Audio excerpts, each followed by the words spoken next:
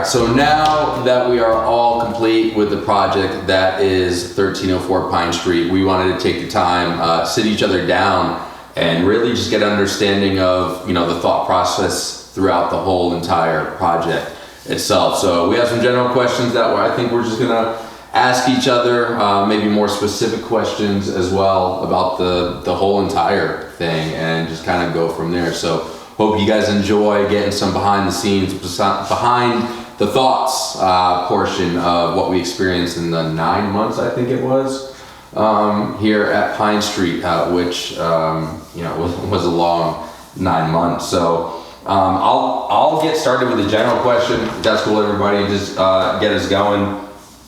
Now we'll kind of go around to my left. Chelsea, I'll start with you. What was for you the most frustrating or challenging part of the entire project? And obviously there were a bunch of them, but if you could only pick one, what was the most frustrating or challenging? Or both, I guess, because that could be used two different ways. I would say, what kind of started was learning that we had to dig up the concrete in the basement and then waiting about 5 months for the permit before we could fill it back in, which just really put a huge pause on everything. So when the day came that the concrete trucks were here and we got to fill it in, it was a huge relief. That was a day to celebrate for sure. It was, because that 5 months sucked. We were so used to stepping over voids that even after the concrete was poured, it was just like muscle memory, like stepping over them. We had to have like gymnastic stretch too to like get to over that one place right in front of the bathroom. It was so bad. All the like old pieces of boards that we had. All right. Well, and I'm not gonna lie, I really, when you first said it, I really liked your thought of just putting like a koi pond. Like instead of just replacing the concrete, just put a fish pond or river, basic creek, whatever you want to call it, through the whole basement and really do something different with the house. Well, we had Mario running through it at one time, right? We did. We could have made all things kind of work as well. Man, that sucked. Probably I didn't get to really be part of the first of that, so. Probably one of the most frustrating things here, for me at least, was the French doors. Those were a nightmare. Thank God we had Grant. Well, and even having Grant, who has 20 plus years experience, like... Those were it was just insane. Like, why it wasn't working, every single option we tried didn't work. I actually had gone back and spoken to Grant about that specifically, and it was... His thought process was before the sunroom was like really built, that it was like a angled sill so that when water would rain or whatever, all the water would drain out. So not only were we dealing with like trying to get the door square, but we were dealing with squaring them on, not level surface either. Right. Things not being square and plumb here in general has been a bit of a challenge too. And I think that was a challenge overall with the whole project in certain scenarios. I mean, again, the house is almost, the bones of the house is almost 60 years old at this point, with a lot of settling that you see in Colorado. Things are just going to change over time when it comes down to it. I remember when the hinge fell on your hand. Yeah. Holding up one and of it those was dark. big doors, and it falls on me, supporting the door, so I can't react. Yeah, that was It was like 7 o'clock in the dark, and we're holding doors and changing hinges, and oh my gosh. That was a long day. Gideon, now I have to preface asking you this question. Other than paint and drywall, that can't be part of your answer. We'll get to that a little later, because I have a specific question for you. But most challenging or frustrating, or both, a frustrating and a challenging experience for any part of the project for you, or just in general? I think it comes back to doors. Pretty much every single door in this house we had a problem with. Either the existing framing wasn't plumb or square, or the new framing. And obviously we didn't have the materials purchased at the time. We framed them out, so we may frame a couple to the wrong size.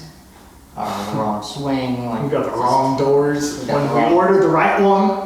Yeah, we have to ship the wrong doors. I mean, Lowe's was a nightmare.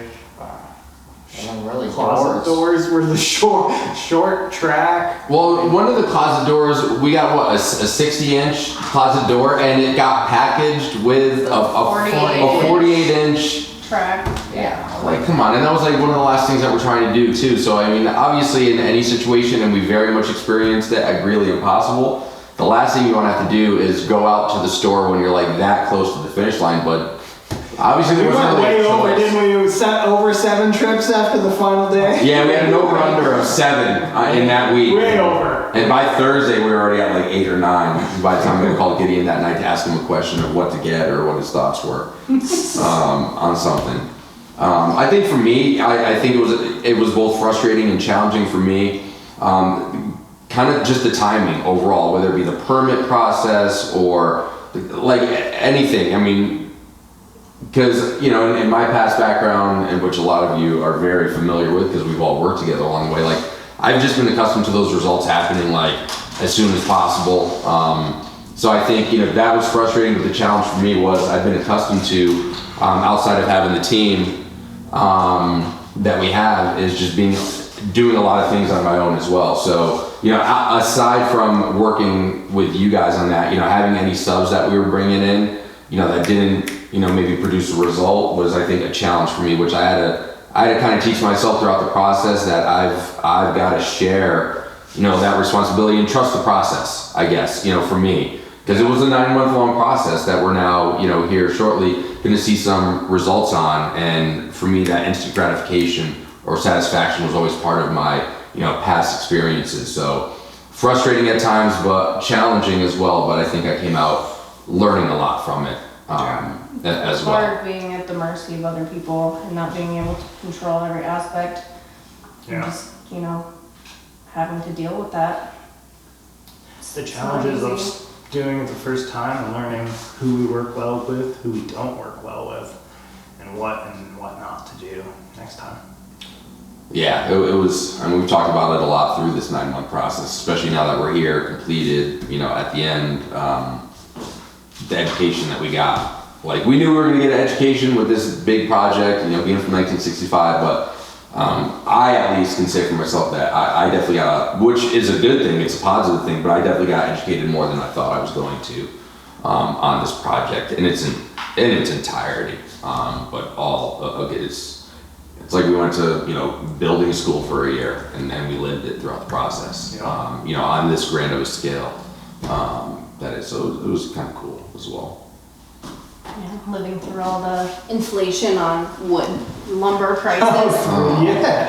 What did the maximum we paid on a 2x4? It went from $3 to $14. $14 a 2x4? Yeah. Outrageous. Yeah, absolutely That's nuts. It's a really good thing we got the basement framed before that happened. Yeah. We got them at the $3 price. Yeah. $14 a pop. Yeah, that's crazy. All right, who else has a question for the group?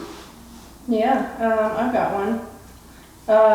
What is anybody's favorite memory of Pine or, anything that happened along the way? Favorite memory? I'd say mine is dancing in the basement with the power tools, just having a good old time, just rocking it out, and then when we got the speakers installed down there and bumping some Disturbed and just, God, it was so much fun. That was a good time. It was starting to finally come together. I would say like that the last week, like before the party, it was really hard work, but it was also like really rewarding to see everything come together right there at the end. All the finishing touches, like, was pretty cool to see. I think that was probably my favorite part, even though it was the hardest working part of the job. Longest hours, like that was probably my favorite part, seeing it all finally come together. Yeah, super rewarding. Yeah. Mine, definitely demoing the kitchen.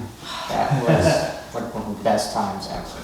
I So much missed all fun that. taking a sledgehammer to the cabinets and the countertops and Yeah. That was a was blast. challenging, that peninsula, that us was going a back and nightmare. forth with the sledgehammer, just, the tile, carrying all that tile out to the That was dumpster. heavy. That was heavy. But it was so much fun though. Like, you didn't even really think about how hard of work it was because we were having so much fun with it. Right. Because yeah, you were just going and the process was getting done Day. as well. So I think, you know, my favorite memory is, I think for us as a whole, the growth that we saw as a team, but as we all saw as individuals, you know, because we kind of talked about, you know, initially when this came together, you know, essentially what our roles were going to be, and we kept some of those core roles, but we've adapted as individuals and as a team, I think collectively, to really have that be more defined, which I think is only going to help us function and be better in the long run as well. You know, being able to see Chelsea really just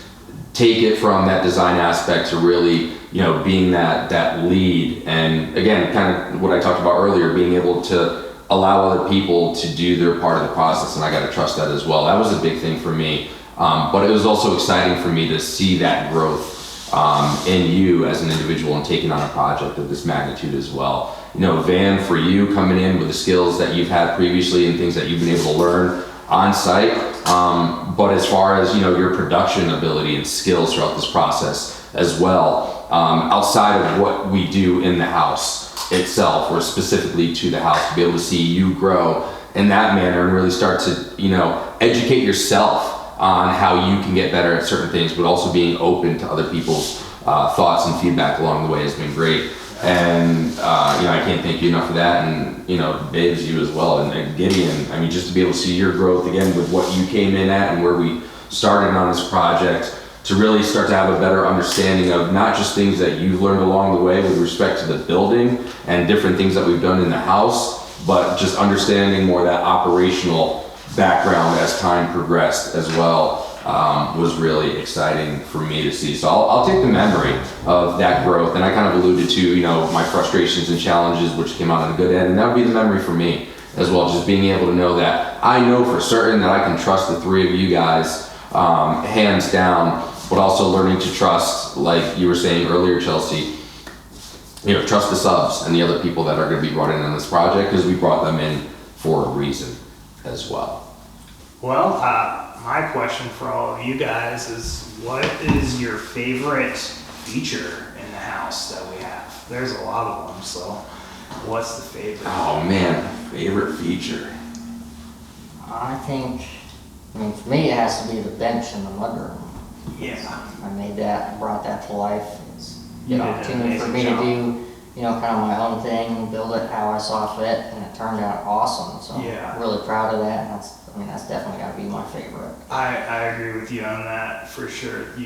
You amazed me when I came in that Monday and saw that bench. I almost thought you didn't make that yourself. That was good. It's and now all painted. And it was, I mean, it was a process too. Right. Long process. Yes. A lot of steps. It was, but it came out beautifully. It's so heavy. We moved that thing around so many times. It's not light. Yeah, that thing had a lot of homes before it finally settled into the mudroom Yeah. for its final place. But it does. It looks great in that space. I mean, it was a great idea. And that, I mean, just the thought of what that mudroom was going to be was a long process as well. It changed a lot over time The too. designs Yeah. changed a lot, all the ideas, everything, but It's kind of how this whole process has been. Sometimes you gotta flow with how things go and things change. Being adaptable. Yep. Favorite feature for me, or I would have to say for me, it would be the basement. Because I've always been one that just enjoys entertaining. You know, be able to have that wet bar with that gorgeous brick original wall, which again, Chelsea wanted to keep any aspect of the original home that really would work within the design. And you hit a home run with that one for sure, because it's beautiful down there. And you know, I enjoy loud music, so like you were talking about earlier, you know, those speakers, like that system hits, man. I mean, we got a very good product in that theater area, having a 100-inch projector screen down there. It's a perfect entertaining space for small parties, get-togethers, you know, Super Bowl, a fight, whatever. Perfect for a family. So Kids be able to throw on kids movies and action movies for the parents after the kids go to bed.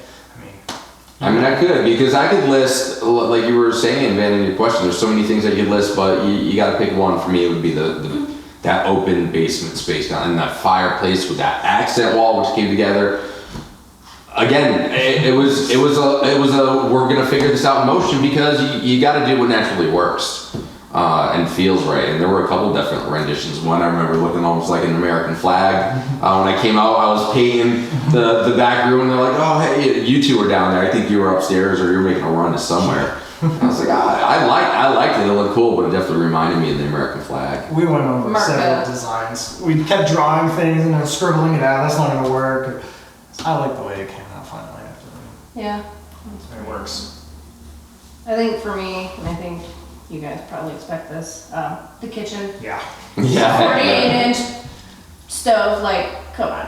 I spent a lot of my time in the kitchen and It's a chef's cooking, dream. and Yeah. the glass cleaner and just the amazing sink, and like, there's The pot It's- The filler. pot filler. it's Oh. limitless what you could do in there. And Oh yeah. you could if run- I were to live here, I mean, I'd be chefing it up all the time. Yeah. Yeah. And I mean, literally looking at it right now, I mean, from what that kitchen was to what it is today, and how you were able to design the space where it was just so cohesive yet divided, where it's its own, man, like, it's breathtaking for me. So yeah, I would very second that for you, because it's beautiful. You walk in here and it's a statement. Right off the bat, right through the front door. It's like, whoa, that's a kitchen. And the big island, which leads you out to the French doors. Yep. It really is the heart of the home, and whoever lives here is going to be very lucky. Yeah. People. I think for me, this was a spontaneous thing that happened. It's really not even been mentioned much, but the safe is like so cool. Having your own personal safe that's built into a wall under the stairs, like that most people will never know about, is Well, pretty it cool. being the safe that was here when we bought the house. Right, that's the best part. Is we didn't have to haul that thing out of here. That thing's so heavy. Pounds, yeah. Carrying that thing up the stairs would have been so hard. Like building it in the wall was such a great idea, and glad we didn't have to carry that out of there. It is cool, and people are gonna love that once they know that it's there. Like, that's just a nice, just like, wow. And I really like it. I like the placement, because you think of most safes, if someone's gonna have one, is gonna be in like that master suite or an office or something like that. One of the last places that, I don't know, I'm trying to think like a burglar. I'm not one, but the last place that if I was a burglar that I would think that the safe would be all the way down there in that room. In that closet, like, It's kind of like all the spaces. farthest way away from the front door too. The farthest pathway. You Yep. gotta walk all the way around up the stairs, all the way around and out the front door. It would be the hardest. So to now get. if somebody wants to rob the house, they know right where it's at. Man, remember to edit this out. Edit this out. We just told them where the safe is at. That's- so- Now we gotta move the safe. God, just when we thought we were done. Thanks, man. Before we get to Gideon's general question, I want to stop real quick, because I do have a specific question for you, and you said being spontaneous, and it triggered this question for me. Because you came in late on this project. Oh, not late. I mean, we had started essentially, and then, I had gotten with you for something even kind of unrelated, I think. Yeah. And then it came to be with, our past experience having you, wire the house. Yeah. And then that just led to a couple different conversations, which led to you leaving Dish. Again, congratulations. I hope that's worked out well for you thus far. I like to think it has. But, kind of jumping in where you did, because keeping in mind, I think you first maybe started, other than, wiring the house, you kind of started on Greeley Impossible with us, and then we kind of shifted down the road back to Right. Pine Street. So kind of with that said, specific to Pine Street, what were your expectations, if any, kind of coming in, just in general? Honestly, it was overwhelming coming in, like seeing this place for the first time. I definitely knew you guys were a bit over your head.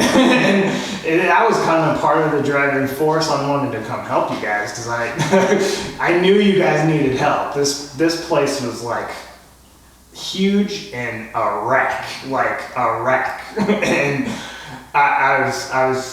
it was something that I've seen in several TV shows, and being like, I know all the work that's needed to get this done, and I slightly thought like you guys are pretty crazy, but Well, we still also definitely are. like That's for something sure. that I've wanted to do for a very long time and be a part of. So it was You like just walked into the impossible.